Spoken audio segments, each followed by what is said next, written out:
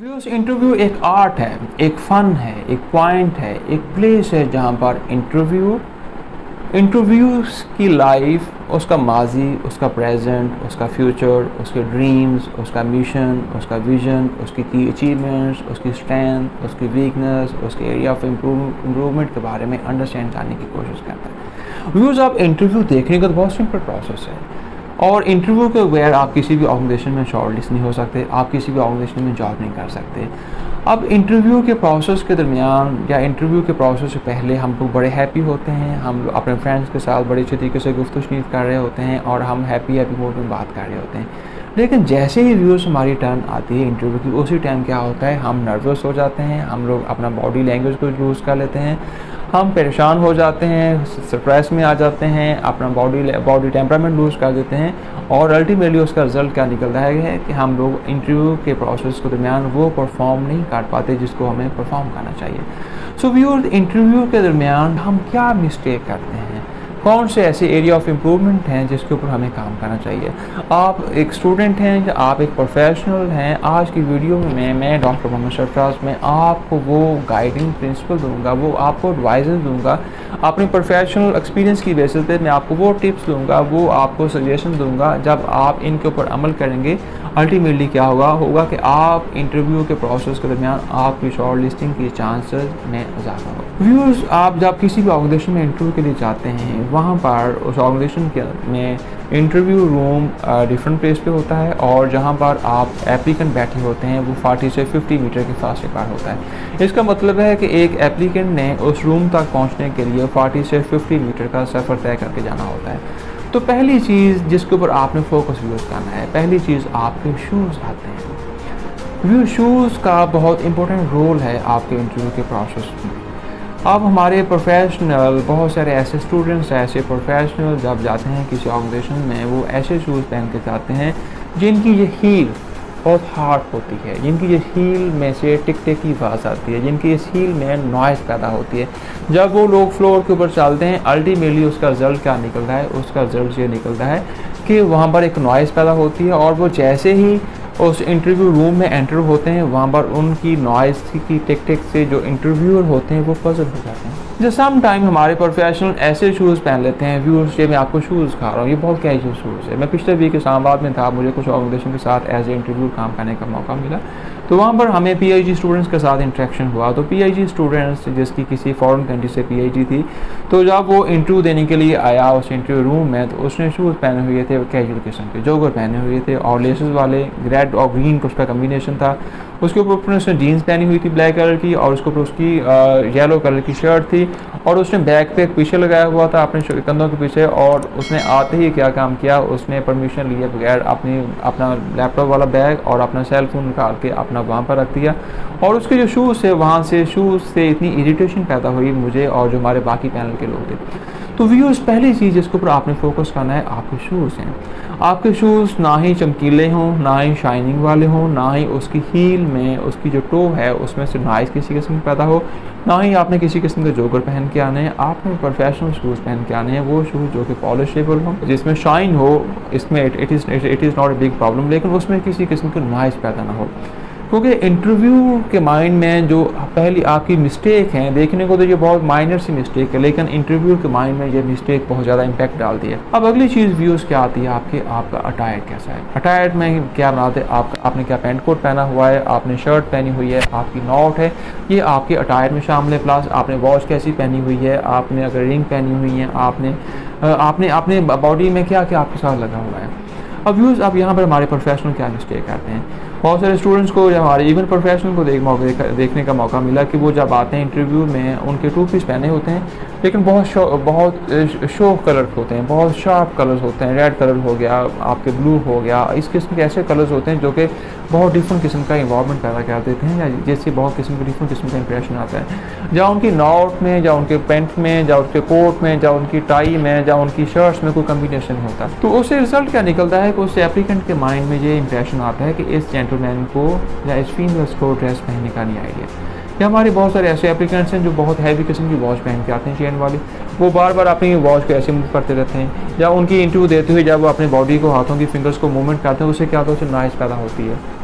जब हमारे बहुत सारे ऐसे स्टूडेंट्स हैं या प्रोफेशनल जिन्होंने अपनी अपनी फिंगर्स में रिंग्स पहनी होती हैं, 3-3 4-4 रिंग्स पहनी होती हैं, वो बार बार क्या करते हैं अपनी रिंग्स को ऐसे मूव करते रहते हैं, उससे रिजल्ट क्या निकलता है, उससे भी एक बहुत नेगेटिव इंप्रेशन जाता है। जब हमारी वो फीमेल जो इंटरव्यू देने के लिए आते हैं उन्होंने ज्वेलरी बहुत पहनी होती है, अपने कानों में अपने बाजों में हैवी किस्म की ज्वेलरी चूड़ियाँ पहनी होती हैं, वो जब आती हैं उनसे क्या उनसे नॉइज़ पैदा होती है और उससे भी आपकी जो आपके बारे में जो एप्लीकेंट के बारे में इंटरव्यू के माइंड में जो होता है फीडबैक वो नेगेटिव जोन में जाना शुरू हो जाता है।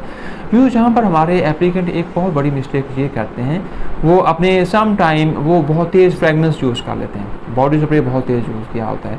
मुझे एक ऐसे पैनल में बैठने का मौका मिला तो वहाँ पर एक हमारे जो पैनल मेंबर्स थे उनको फ्रेगनेंस से एलर्जी थी।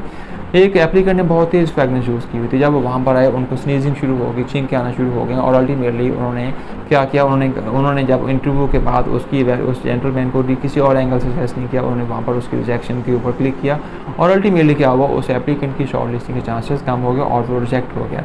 तो व्यूज़ आपने अपने इंटरव्यू में अगर आपने सक्सेसफुल बनना है तो उसको पहले नंबर पर आपने शूज़ के ऊपर फोकस करना है और दूसरे नंबर पर आपका अटायर में आपका पैंट कैसी है, आपका कोट कैसा है, आपकी टाई कैसी है, आपकी शर्ट कैसी है, इनके दरमियान कलर कम्बिनेशन क्या है।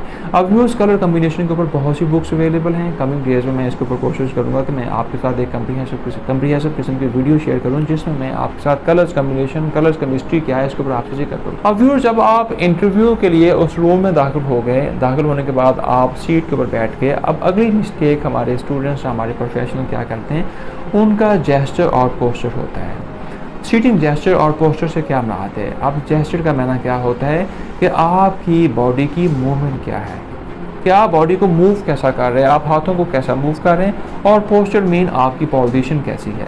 अब जेस्चर में क्या होता है कि जब स्टूडेंट्स या प्रोफेशनल बैठते हैं, या तो वो बहुत ऐसे झुक के बैठ जाते हैं, जब वो बिल्कुल ऐसे स्ट्रेट होकर बैठ जाते हैं, जब बहुत लूज होकर बैठ जाते हैं, जब वो हाथ अपने पॉकेट में डाल लेते हैं, जब ऐसे हाथ बांध लेते हैं, मीन मुख्तलिफ किस्म के वो पोस्चर अडॉप्ट कर लेते हैं। उसका रिजल्ट क्या निकलता है कि उनकी बॉडी लैंग्वेज वो लूज़ हो जाती है, वो उनकी बॉडी लैंग्वेज शेक हो जाती है, वो फिर कंफ्यूज हो जाते हैं, वो नर्वस हो जाते हैं, पजल हो जाते हैं, परेशान हो जाते हैं, अपना टेम्परामेंट लूज़ कर देते हैं, वो परफॉर्म नहीं कर पाते जो कि उन्हें परफॉर्म करना चाहिए। सो इसके ऊपर आप लोगों ने व्यूज़ क्या काम करना है, आपने जब भी इंटरव्यू पैनल में बैठना है, most of the time interview panel में चेयर्स होती है, आगे टेबल होता है और टेबल के उस साइड पर दूसरी आपका इंटरव्यू बैठा होता है। अगर आपका टेबल और चेयर है तो आप वहाँ पर कंफर्टेबल हैं। कंफर्टेबल कैसे हैं कि आपकी बॉडी, आपकी टांगें, आपकी पाँव की मूवमेंट क्या है, इंटरव्यू को उसके बारे में नहीं आइडिया होता है। क्योंकि जब हम most of the time interview के लिए जाते हैं तो हमारे बॉडी, हमारी टांगें कांप रही होती हैं, हम पजल हो रहे होते हैं, परेशान हो रहे होते हैं, टेम्परामेंट लूज कर रहे होते हैं। लेकिन अगर आपके पास सामने टेबल है तो उसे आपकी बॉडी, आपकी पाँव की मूवमेंट है वो इंटरव्यू के पास सामने उसकी पिक्चर नहीं आती। तो व्यूअर्स आपने बैठते हुए आपने अपने पाँव को मूव नहीं करना। मोस्टली स्टूडेंट्स क्या करते हैं या प्रोफेशनल इवन क्या करते हैं, वो अपने पाँव को ऐसे मूव करना शुरू कर देते हैं। उसका रिजल्ट क्या निकला, वहाँ से नॉइज़ पैदा होती है और नॉइज़ से क्या होती है, उससे इरिटेशन पैदा होती है। तो आपने जो आपका गेस्चर है, गेस्चर मीन आपकी बॉडी की मूवमेंट बहुत ज़्यादा ना हो। अब लेट से आप अपने इंटरव्यू को अपने बारे में बता रहे हैं तो आपके हाथों की मूवमेंट, आपकी चीक्स, आपकी टोंग, आपकी आईज़, आपके ये एरिया, आपका ये इसको मूव होना चाहिए। आप हाथों को बहुत ज़्यादा भी ना खोलें, हाथों को बिल्कुल ऐसे क्लोज करके भी ना बैठ जाएं, हाथों को ऐसे करके भी ना बैठ जाएं। आपने एक प्रोफेशनल वे में हाथों को इस तरीके से रखना है कि आप कोई भी बात करें तो आपके हाथ ऐसे ओपन हो। अंडरस्टैंड। जब आप अपने दाएं हाथ से बात का इशारा करें या अपने बाएं हाथ से आपका जेस्चर हो, या आपसे कोई चीज़ पूछ, आप अपने सर को मूवमेंट से, अपनी इवन आईब्रो से, अपनी आंखों की मूवमेंट से आप बहुत सारी किस्म की कम्युनिकेशन कर सकते हैं। तो व्यूअर्स ये this is most important area जो कि आपके जेस्चर के बारे में आता है। पोस्चर के बारे में ये इन्फॉर्मेशन है कि पोस्चर के बारे में आपका सिटिंग पोज कैसा होना चाहिए, वो इसके ऊपर मैं आपको पहले बता चुका हूँ कि वो आपका ऐसा लूज़ भी ना हो, आप अकड़ के भी ना बैठें कि आपका ये एरिया बिल्कुल प्रोमिनेंट हो रहा हो, आप इतने लूज़ होकर भी ना बैठे कि आप ऐसे होकर बैठ जाएँ, आपके कंधे, आपके शोल्डर, मीन आपने स्ट्रेट होकर बैठना है और आपके चेहरे के ऊपर जो है, आपके चेहरे के ऊपर एक स्माइल होनी चाहिए जिसकी बेसिस पे आपका जो इंटरव्यू है वो आपके बारे में अंडरस्टैंड करने की कोशिश करें। व्यूज़ आई डू होपफुल ये 4 ऐसे एरियाज़ हैं। बाकी जो आपने इंटरव्यू देना कैसे है, इंटरव्यू के अंदर ड्यूरिंग इंटरव्यू कौन कौन सी आपकी कौन कौन सी ऐसी एडवाइजेज़ हैं, कौन कौन सी आपकी गाइडिंग प्रिंसिपल हैं, वो उसके ऊपर मैं सेपरेट वीडियो में आपसे शेयर करूँगा। लेकिन व्यूज़ ये 4 एरियाज़ जिसमें आपका शूज़, आपके अटायर, अटायर के अंदर मैंने बहुत सारी चीज़ें शेयर की, उसमें आपकी बॉडी स्प्रे आ गई, आपकी फ्रेगनेंसेस आ गए, आपकी ज्वेलरी आ गई, आपके रिंग्स आ गई, आपकी कॉस्मेटिक्स आ गए, आपके परफ्यूम्स आ गए, ये चीज़ें इसमें आपकी वॉचेस आ गई, ये चीज़ें आपकी अटायर में शामिल हैं। और फिर अगली चीज़ जो मैंने आपसे शेयर की, आपका जेस्चर और पोस्चर।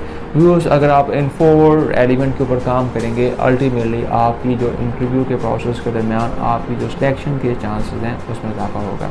व्यूअर्स, हमारी वीडियो को सुनने का और इसको देखने का बहुत शुक्रिया। हमारे चैनल को सब्सक्राइब करें।